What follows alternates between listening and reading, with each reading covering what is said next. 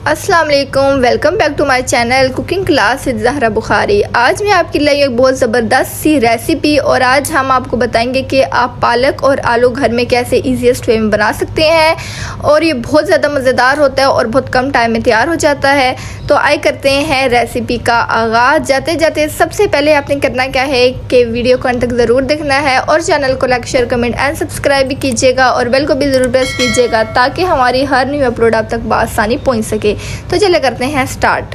बिस्मिल्लाहिर्रहमानिर्रहीम। अस्सलाम वालेकुम वीवर, के हाल है? ठीक हो? इंशाल्लाह आप ठीक होंगे। असी भी बिल्कुल ठीक ठाक हाँ।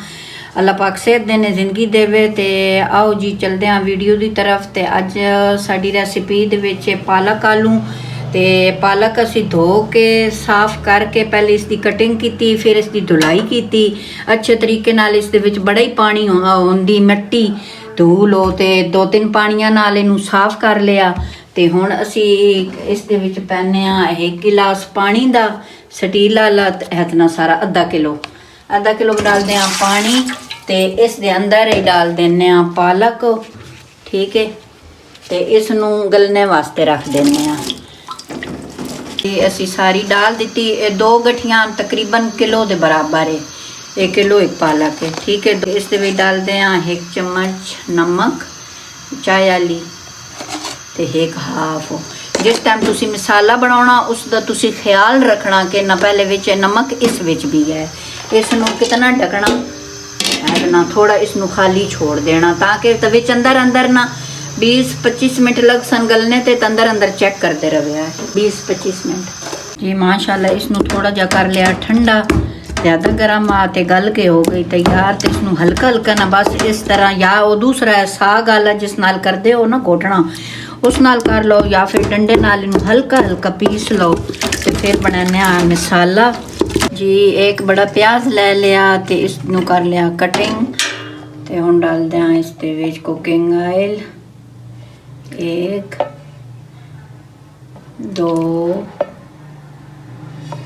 2.5, क्योंकि मेरी है किलो पालक है तो आधा किलो मेरे हैं नो आलू, उस दे हिसाब नाल मैं डालिया कुकिंग ऑयल, ठीक है। तो इसनू करते हैं ब्राउन। माशाल्लाह जी हो गए ब्राउन प्याज, तो इतने ही असी करने, हल्के हल्के, ज़्यादा ब्लैक नहीं करने। 1 चम्मच भर के लहसुन का पेस्ट, थोड़ा करके ना इनके खुशबू आने तक। तो फिर इसके अंदर डालते हैं इसका टमाटर का पेस्ट। इस पेस्ट की वीडियो मेरे चैनल से मौजूद है, तुसी निकाल के देख भी सकते हो, ठीक है।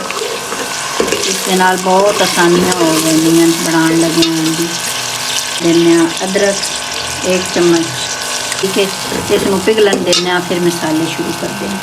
ये मसाला भुनन लगे, मसाला जलन नहीं देना, हल्का हल्का तुसी पानी जिस तरह मैं डाल रही हूँ ना, हल्का हल्का पानी डाल के इसकी भुनाई कर लेनी अच्छे तरीके नाल ताकि एक कच्चा न रहे, ठीक है। इस भी डाल दें आलू मैं पहले कट के डिप कर देते हैं पानी जो, मैं पानी पलट के दे आया लगा, ठीक है।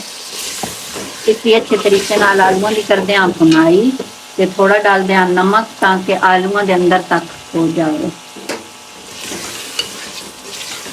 कर ली आलूओं की अच्छी तरह भुनाई। अगर जड़े आयल कम खाते मर्च कम खाते वो अपने हिसाब नाल डाल लैन, मैं 2.5 डालें वो 2 डाल लें, ठीक है। अपने हिसाब नाल डाल लो।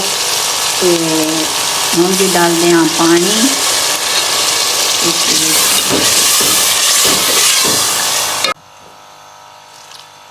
1 गिलास है स्टील का, छोटा गिलास है, बड़ा नहीं।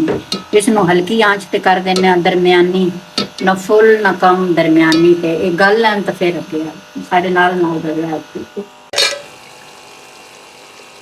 जी। माशाल्लाह जी माशाल्लाह। आलू 10-15 मिनट तो ढक देते हैं, नाल नाल अंदर अंदर मैं चम्मच चलेंदी रही हाँ। तो ये हुण हो गए गल गए माशाल्लाह बड़े अच्छे तरीके नाल। तो इस दे विच डाल दें पालक का कलर वेखना बिल्कुल उसका अपना कलर है, कोई जरा भी खराब नहीं है। इसके नाल इसकी कर दें थोड़ी भुनाई। इसके विच डाल दें मेथी, इस तरह मसल के ताकि इसकी खुशबू ज़्यादा आवे। अंदर ही जाती इस पे गरम मसाला, 1 चम्मच छोटी चाय वाली गरम मसाला।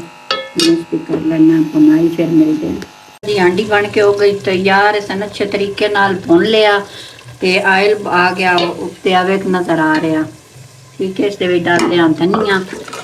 ठीक है, तो इसनू करते हैं डिश आउट जी। बिस्मिल्लाहिर्रहमानिर्रहीम। हांडी बन के हो गई तैयार माशाल्लाह, बहुत मज़े की बनी है। तो इसके भी पानी नहीं छोड़ना, इसकी इस तरह बुनाई कर देनी। ठीक है, तो फिर बहुत मज़े की बन। वेखो ना, आलू भी गल गन, सारी पालक का कलर भी माशाल्लाह वही है जी। हांडी बन के हो गई तैयार माशाल्लाह जी, बहुत मज़े की बनी। तो तुसी भी बनया है तो अपनी फैमिली नाल खुश रहो, आबाद रहो। तो साढ़े वास्ते भी करया है दुआ, तो मेरी फैमिली वास्ते भी। ठीक है, जिस दिन मैं चाहनी इजाज़त। अल्लाह हाफिज़। फिर मिलते हैं एक न्यू ज़बरदस्त रेसिपी के साथ। तब तक के लिए अल्लाह हाफिज़। चैनल को like, share, comment and subscribe ज़रूर कीजिएगा और बेल को भी ज़रूर प्रेस कीजिएगा ताकि हमारी हर न्यू अपलोड आप तक बआसानी पहुंच सके। खुश रहें, आबाद रहें। अल्लाह हाफिज़।